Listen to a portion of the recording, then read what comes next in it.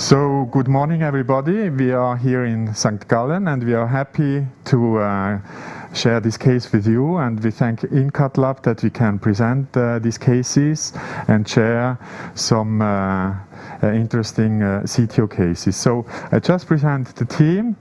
On my left side is Dr. Leibundgut from Liestal, Switzerland. He will do the case. And on my right side is Olivia, and she will give us the support that we can have a success in this case. So I just present you the patient. Next slide. It's a 59-year-old male, and he has angina since several weeks, and the stress test was abnormal. He has a normal LV function of 60%. Some risk factors, and we did the angio in May of this year, and he had a 2-vessel disease. The left side was treated. This was a bifurcation stenosis of the LAD and D1. This was treated with DES in May 2016. It was a bifurcation intervention, and what we will see today is a CTO of the mid RCA. Next slide. So this was the diagnostic angio we did in May, and we see an occlusion of the mid portion of the right coronary artery, and we see some good collaterals from the left side if ever we should have a retrograde approach. Next slide, please. So you see the result on the left side. You see the stenosis of the LAD and the diagonal. Next slide. So these were the images we did. So we decided on the strategy, but as often it's better to decide the final strategy when you do the bilateral injection. So that's what we did until now, and we can show the images we have done. Perhaps you can do that after. Okay. So we can just show you the images we have taken. The setting is we are from right radial for the left system, and we are from the right femoral for the right system. So we have an on-Platz 1 in 6 French for the right, and we have an EBO, an extra backup 4-0 for the left. And what you can see, the diameter is very small of this right, and we have done manually 3 side holes. And we have seen that we have some wedging even with the side holes in the side branch that is perhaps occluded by the catheter, so it has went out. So Gregor, you have seen this case and we have discussed the strategy. We can just look now at the images we have done. Bilateral imaging is very important to decide the strategy because occlusion is often shorter than we think on unilateral injection. So perhaps you can comment this? Yes, thank you very much, Daniel, for first inviting me to St. Gallen and to this meeting. Great to have you here. I agree, it's a mid-RCA total occlusion, and it looks like that it has ipsilateral collaterals, but it might also have a microchannel. And also, as you mentioned, the angiographic occlusion length is probably shorter than it appears in the angio, especially in the second half of the occlusion. I think we can already see part of the vessel of the RCA, which is definitely diseased, and then you can see a fairly normal vessel right at the bifurcation to this right ventricular branch. As you mentioned, we already had the dampening of the pressure due to wedging of the AL1, even though we have made side holes. I'm also concerned a little bit about this LA branch, which is probably occluded by the catheter also, and might bring us some problems later in the case. That's why I took out the AL1 for now. But I also think for the strategy, we should first attempt a antegrade attempt with and looking for a microchannel. Like say we take a tapered hydrophilic wire, such as a Fielder XT, try to follow with a microcatheter, and hopefully find a channel. For the next step, I would then try harder wires, do a wire escalation, and try to re-enter in the distal or in the mid RCA after the occlusion. There are also other options that we had considered earlier. There is a epicardial collateral from the circ, which is not too tortuous. Here you can see it taken off at the proximal circ, and it has a few bends but no high frequency turns, so I think it should be possible to for sure pass with a wire and maybe also with a microcatheter, and then we would have the whole posterolateral branch wired, and then we could do a reverse cart, which is a good spot in the mid RCA. That would be another option if the antegrade try fails. And then there is septal collaterals, which are not very nice in this patient. They're losing themselves somehow in the distal septum, and at least I could not really see a prominent septal collateral that we could take. So I would suggest this is our third option, and it's more. I think it's the least promising option. Okay. I think that's a good plan to start in an antegrade way. When we look to the GCTO score, or if we think in the hybrid algorithm, we look to the proximal cap. The proximal cap, I'm not sure, because we have some takeoff of small branches there, so it can be difficult to enter. The occlusion seems to be short. We have collaterals, interventional collaterals, when we come from a retrograde way. The distal landing zone can be difficult because if we do not get in this small channel, we can lose one of the two branches. So I think we should try from an antegrade way, but not too long. And if we cannot get it, we go from a retrograde approach. And I think then, even without reverse cart, you will try to get up with a wire first, and then perhaps do reverse cart. So that's what we will do. So this is, we did some side holes on this guiding catheter, and it's important to rinse because you can have some material from the holes you made, and so we just flushed a lot to. And I usually do it on the inner curve, because if you do it on the outer curve, you risk always to get out with your guide wire. And just to complete the patient presentation, he is on dual antiplatelet therapy. He has aspirin and clopidogrel preloaded because he had the intervention on the left system.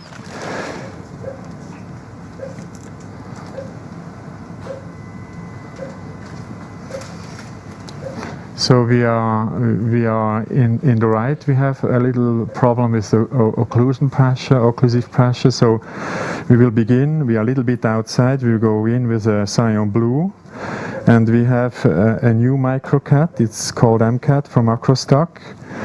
This is like a new version of a fine cross type. He's very flexible at the tip, and the marker is just 1 millimeter behind the tip. And it's a so-called hybrid system. That means that you have the flexibility at the tip, but you have more support in the proximal part of the micro. It's a short one. It's for an antegrade access, so we will use this one. We get in with this M-CATH and the cyan blue, just to enter the artery. All right, we have the microcatheter now in place at the outflow of the M-CATH's left catheter. So now we need a 2.5 balloon for trapping. Okay, we do a trapping. So there are several possibilities how you can take it out. You can take an extension. I do not do that because it's complicated, and the best thing to do is, as you said, Gregor, you can put a balloon just inside the guiding catheter at the tip. You fix the wire, and then you have a trapped wire, and you can take out the micro. The second one is just the hydraulic method, where you just flush into the guiding here, into the micro here, and you flush it out. But then you do not have control of the tip on your wire, who is in this side branch. And now we place this, I think it's a 2.5/20? It's 2.5, yes. I think for 6 French it's okay. So then here you can inflate 12. So go up to 10, 12. I think it's a 2.5 in 6 French, it's okay. So now we do what we intended to do. Gregor will put this wire in the right, then advance the micro to the occlusion, and then we try with a Fielder XT.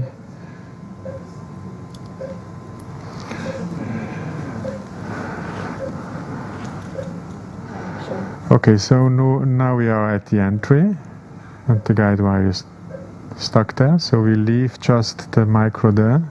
Do you want to advance? Because you have to change the wire. So what you see is just with a slight vacuum, not too much. If not, it will not come back because you will aspirate the wall of the artery. So now what we take out is the air, and then we will inject 100% of contrast and film that.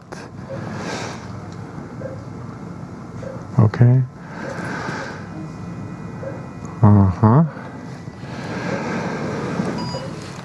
Okay, we just think is that the proximal cap is blunt, and but there's not a lot of calcium, as Nicolas Boudou said. So I think we could try to go and look for the way. We can do an additional injection, doing triple injection, tip injection, retrograde tip, and antegrade injection. Perhaps we could see more than the Fielder XT. So we will take a Fielder XT, a floppy wire, because it does not seem to be very calcified. The tip you will do is just a small 45-degree tip, because it seems to be relatively straight. Okay. It's really tiny. Mm-hmm. All right.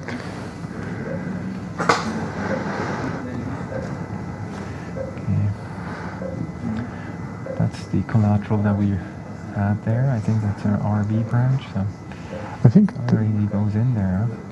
So we are just getting in the side branch. I think we see some calcification. And here is the entry. I think that's the entry. Ah? Ouais.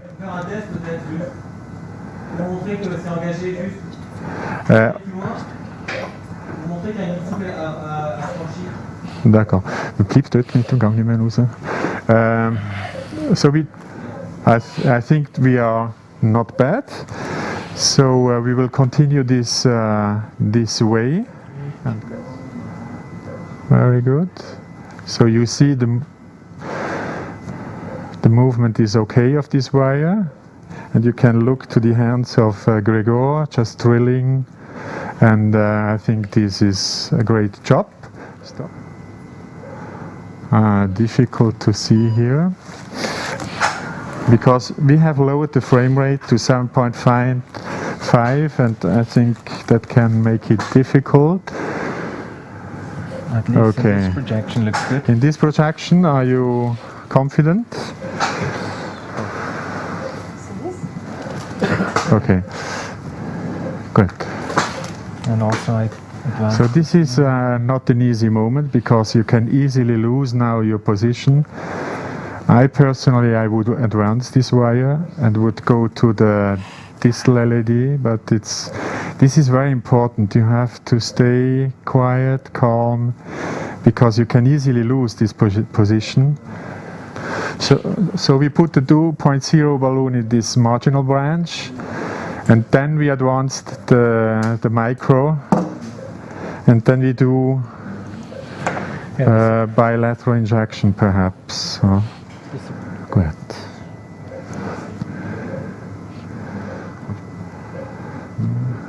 So we have put in the balloon 2.0 HP from Acrostak, across HP with your right hand. My pinky finger. Genau.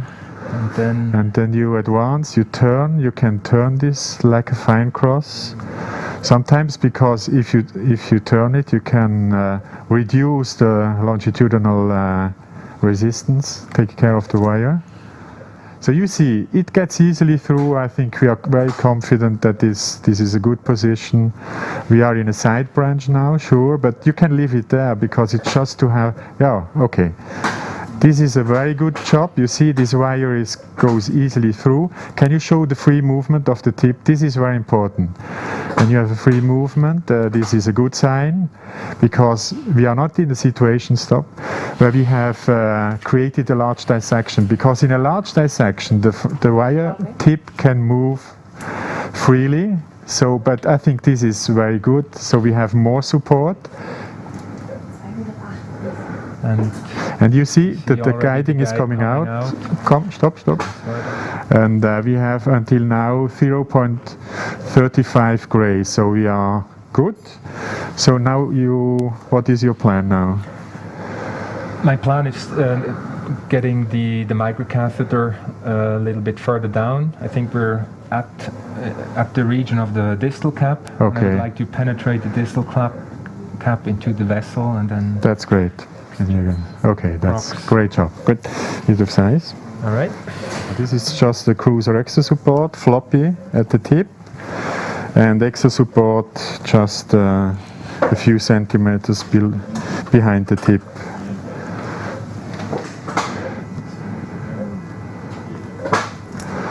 So I think we are in.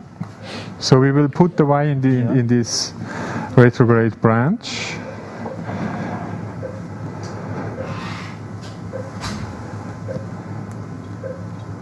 So this is easy, so this is once more the proof that we are okay.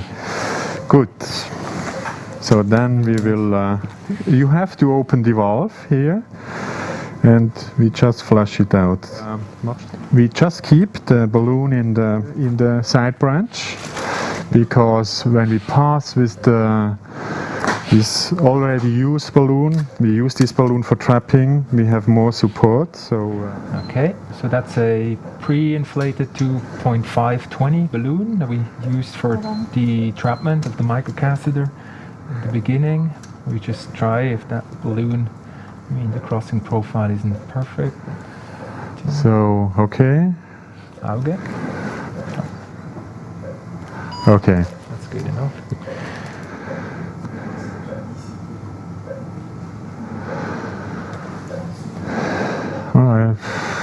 Okay, that's okay, that's great. We have taken the right branch. I think this is okay, this is good, so just advance it. So now we have the extra support wire in place in the RCA, and a sillon in the RV branch, also a second sillon with a 2.0 trapping balloon in the conus artery. And we're going to advance a 3.0 48 drug-eluting stent. We have chosen a long one because we're going to go up at the ostium of the right. And there are some points with jailed wires. And the important point is a jailed balloon. Do not stand with a jailed balloon. This can cause problems. So we leave it just to put in the stent, and then we take the balloon out in this upper side branch. This is very important, because I have seen one case where this balloon has been left in, and then you can create a problem. Earlier. Okay, we take this one out because it does not help us anymore. It was important at the beginning of the procedure, sometimes, but now it creates just sometimes resistance. Just crisscross by the wires also. Yes. But okay. so we took out the trapping balloon and its wire, and the stent now still has some resistance. Hopefully that's not the side holes that we made. Sometimes it can be the side holes. Yeah, it looks like. Shoot a little bit more, maybe. I'll take it back. No, it's not going. I think there was also some kinking at the one point of this side hole. So we will balloon it, yes. And then with a 2.5 balloon. If you look at the distal end of the stent, you can see that some of the struts are levitated from the balloon, and there's a slight longitudinal compression of the stent on the balloon catheter. And we think that the cause was one of the side holes that we made and interaction with the metal braiding. So we will just balloon a little bit where we did. Okay. Far too much. Not too much, I think. That's where it was. So we just balloon it a little bit. Okay. Not too much, not to destroy it. Okay. Okay. That's where I feel resistance. I just try to. This is a good stand. It tickles a little bit. We just have to pass a little bit like so.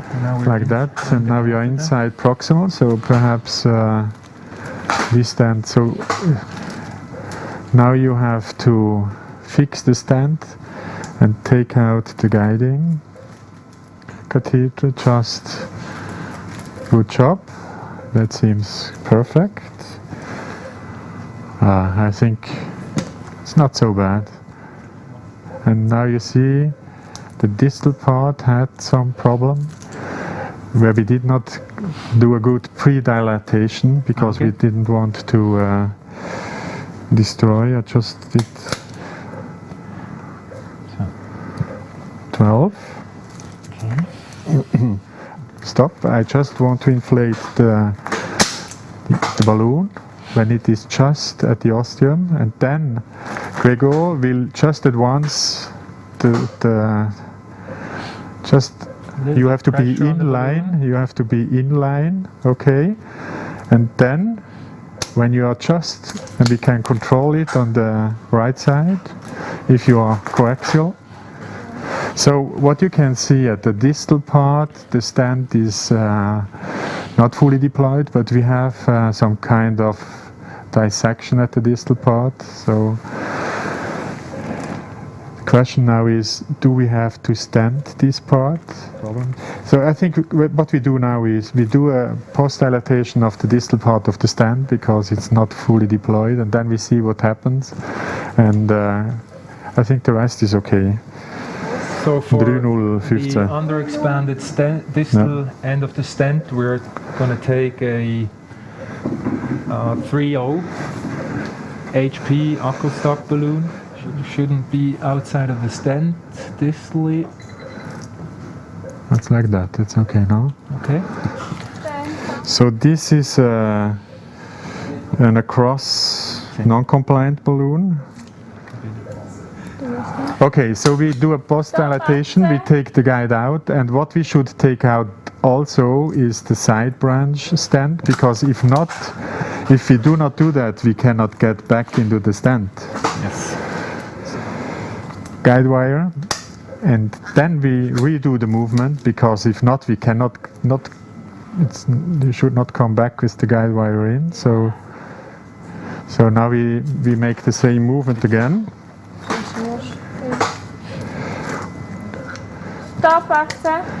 And you can retrieve a little bit. Okay, so it slips in. Okay, that's good. That's a good movement. So we take the balloon out. And release pressure on the guide. Yes. So. Okay, it's pumped in. I think it's a great job. I think you can do more, but if you do more, you will end up with a lot of stent and you will stent the whole body down. I think you have to leave this artery, heal it up, and we can do a control in some months. I think it's a good result, and we leave it like that. Yes, I would definitely bring the patient back because of three things. First, distally of the stent, we have a small dissection. Okay. But I'm happy so far. Great job. We just want to do a wrap-up of this case. I think it was a very nice case with some tips and tricks. It was an occlusion of the right coronary artery, as you could see, as you have seen on the images, with a blunt cap, but not a too long occlusion, not too much calcification. But even so, if you do not see a lot of calcification, you can see that we had some problems to pass with the micro. I will come back to that. So what we did is we put in a guide wire in this lateral branch with an anchor balloon just to have more support. Then very easily this fielder wire passed into the distal part of the occlusion, and we could reach the distal part. And then it's crucial to control it. When you are in this position, you have seen that the backup was not good, that the micro did not advance, and then it's crucial that you can advance with the fielder, and the fielder is not very harmful. So this is a floppy soft wire, and we just get into the distal part, and then we have more support. But even so, it did not pass, so we had to have more support.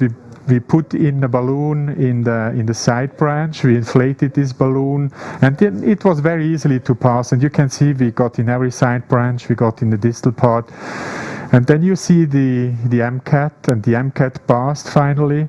That shows that this M-CATH from Acrostak is a good micro who has more options than the fine cross. He has the floppy distal part and a hybrid technique with a proximal shaft that is stiffened, so you have more push on the tip, and the distal marker is not at the tip, it's just 1 millimeter far from the tip, so it was possible to cross, you can see, and then exchange to the support wire, then ballooning it, and just saving the side branch,